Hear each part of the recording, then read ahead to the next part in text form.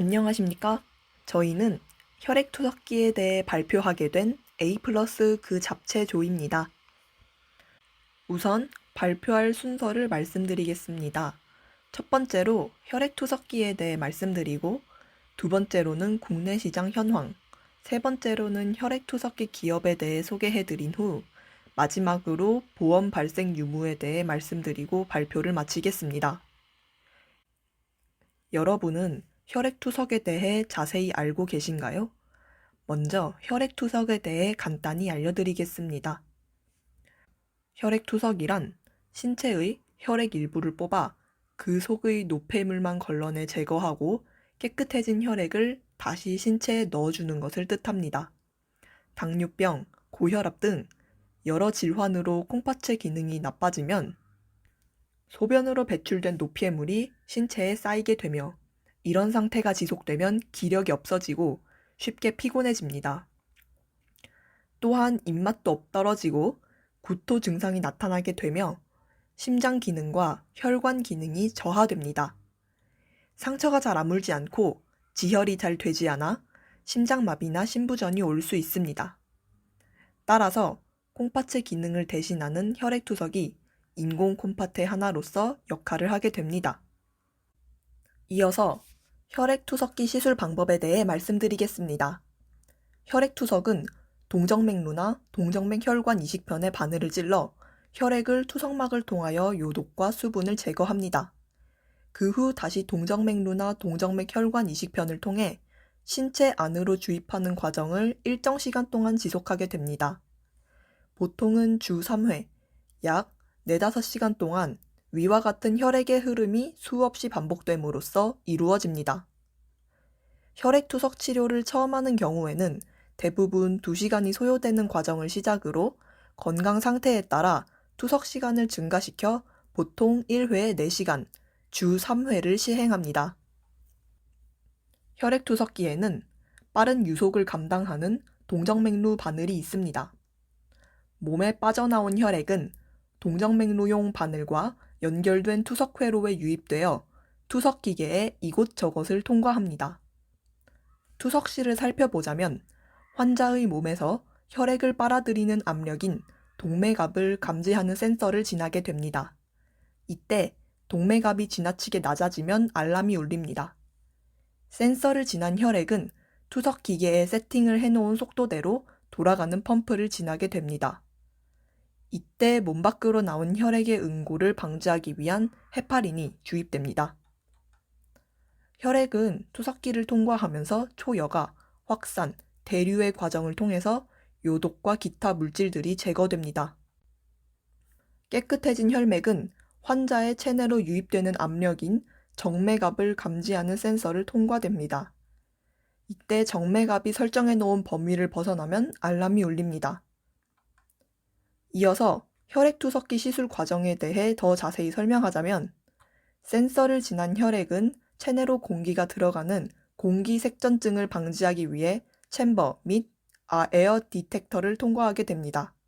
이때 에어 감지 시 밑에 있는 클램프가 즉시 작동해 혈액의 흐름이 차단되어 환자의 체내에 공기가 들어가지 못하게끔 합니다.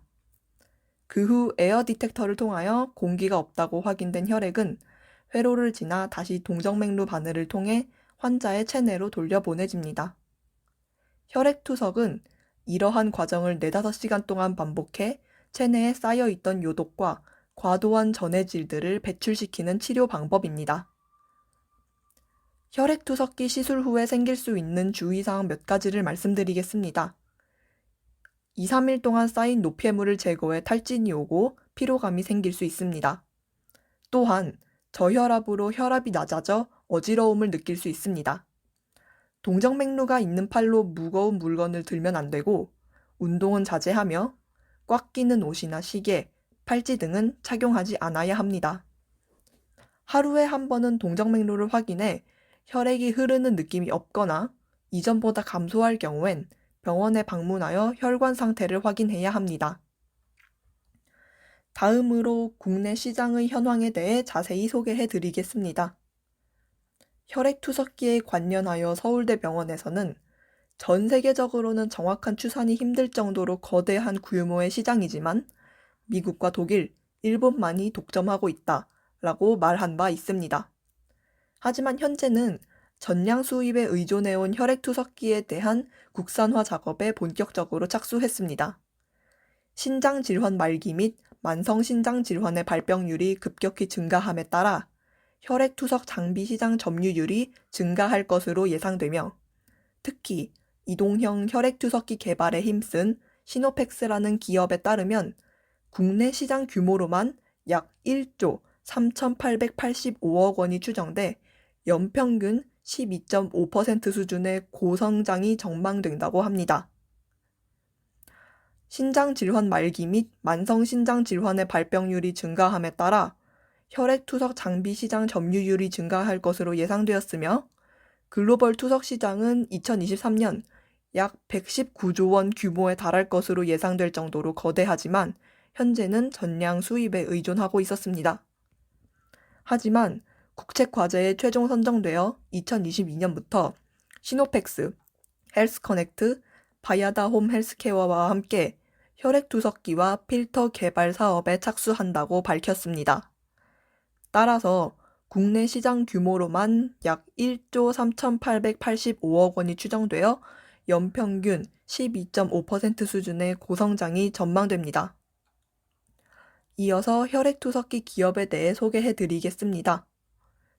우선 BHK라는 기업에서 휴대용 혈액투석기인 CPAK를 국내로 특허를 냈습니다.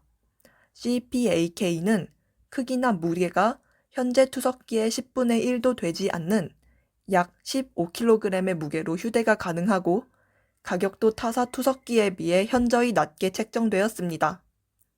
하지만 2009년 4월 감사 의견 거절의 사유로 인해 한국거래소 상장이 폐지되었습니다. 한편 시노펙스는 1985년 4월 설립하였으며 1995년 4월 코스닥 상장 종속회사로 10개의 회사를 보유하고 있습니다. FPCB 품목은 베트남에서 생산하고 멤브레인, 필터 품목은 국내에서 제품을 생산하며 원가 절감을 통해 품질 및 가격 경쟁력을 확보했습니다. FPCB 사업 확대와 여과기술 토탈 솔루션 공급 업체로 성장하였고 FPCB, PBA, 전자부품 검사기, 자동차용 전장 부품 제조 등의 IT 지역 사업본부와 산업용 및 생활용 필터, 멤브레인 제조 등의 멤브레인 필터 사업본부를 운영하고 있습니다. 정수용 및 공정설비용 필터를 활용한 물 공급을 통해 FPCB 품질 향상에 기여하고 IT 사업과 멤브레인, 필터 사업 병행을 통해 시너지 효과를 창출하고 있습니다. 이어 시노펙스는 FPCB 사업을 성장시키고 수처리 사업을 확대해 베트남 사업장을 질적 고도화해 FPCB 전체 공정을 인라인화하였습니다. 또한 스마트폰용 IT 부품과 FPCB의 생산을 일원화하는 시너지를 통한 경영 효율화를 이루었으며 국내에는 멤브레인, 필터 전문기지 체제를 구축하였습니다.